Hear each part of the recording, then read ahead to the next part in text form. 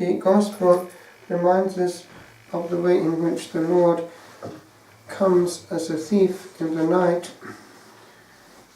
This takes me back to student days when a letter came rather unexpectedly from France, from the novice master of La Trappe, saying that the superior that had been put there from another monastery, Tamier, his name was Don Irénée, had died in the night. The expression the novice master used was this very one: Le Seigneur est venu comme un voleur dans la nuit. The Lord has come as a thief in the night. He had been found in bed. His heart must have given out, but he was only young, certainly not in any ill health. And that was the end of the whole reign as eventual abbot, which could have influenced hugely La Trappe. Eventually another superior came from another house, and it went in that way. But things are always a mystery. In philosophy one refers to les futuribles, the futuribles, those that could have been in the future. It's a virtual line which could have gone that way. And time is rather like that. If one looks at the map of one's life, there are points when there could have been a tangent. One cause could have been the cause of other causes and therefore effects. And the Lord, as well as seeing what will actually happen, sees what could happen. And that is the basis of conditional prophecy. We also have power over that graph. We can decide the way that moments will go by living well or badly one moment which has an impact. We write our history, and that history is not just in this world, for time also has the virtual. It's written on the copybook of our merit and therefore has value or devalue for all eternity.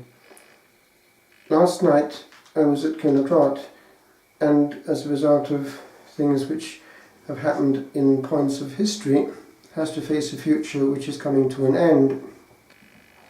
But I was talking to friends whom you know nearby, and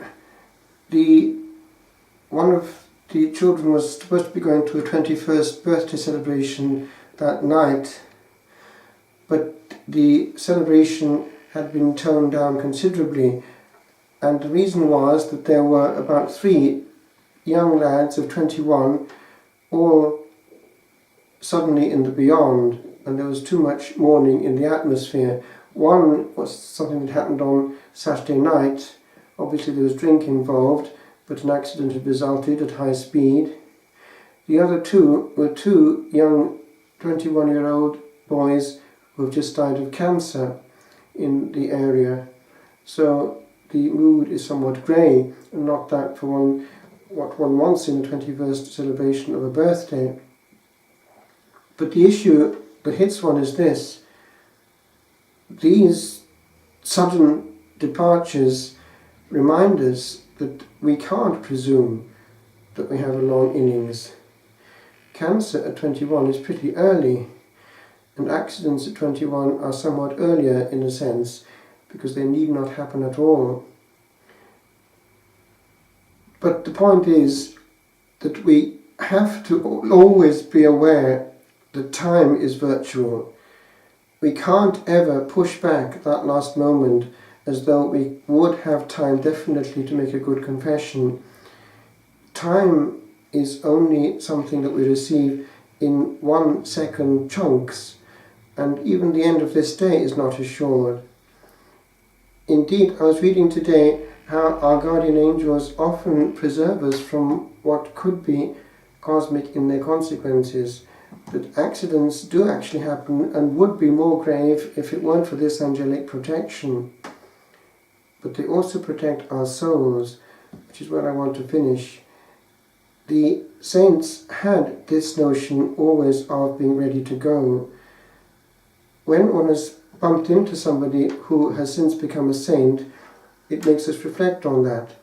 This very day is the potential feast day of St. John Paul II, whom we were bumping into as students because he had a long reign, and we were always, anything that was happening, he was there.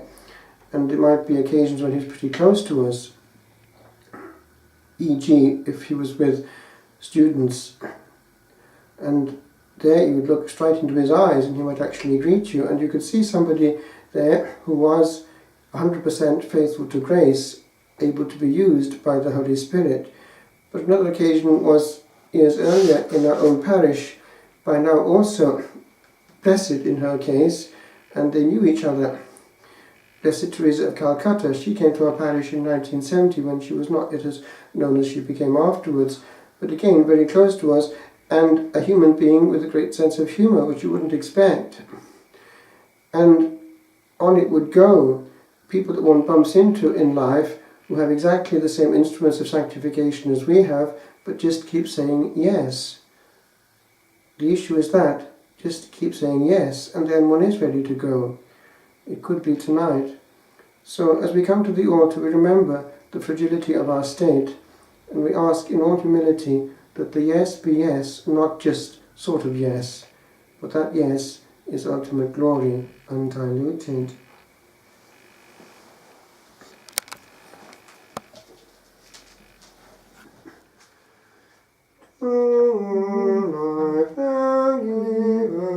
To both great and small, in all life thou livest, the true life of all.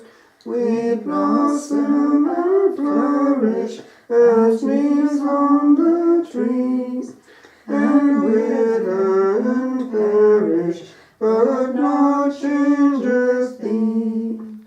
Great Father of glory, pure Father of light, thine angels adore thee, all veiling their sight. O Lord, we will render, O help us to see, 'tis only the splendor of